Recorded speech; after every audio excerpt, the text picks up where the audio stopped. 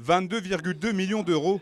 Voici le montant du budget prévisionnel du Conseil Savoie-Mont-Blanc pour l'année 2017. Un budget sans réelle surprise mais qui reste en adéquation avec les besoins des deux départements pour l'année à venir. Ce qui est dans le budget Savoie-Mont-Blanc, ce sont toutes les dépenses d'intervention volontariste. Donc tout ce qui concerne l'agriculture, la forêt et l'environnement, tout ce qui concerne le tourisme, quasiment tout ce qui concerne la culture et tout ce qui concerne l'enseignement supérieur est mutualisé au sein de Savoie-Mont-Blanc. Principal enseignement de ce budget qui reste encore soumis au vote, une baisse de 7% par rapport à l'an dernier. Et plus que jamais, la mutualisation des politiques des deux départements apparaît comme indispensable. Si on n'avait pas mutualisé, on n'aurait plus d'université Savoie-Mont-Blanc.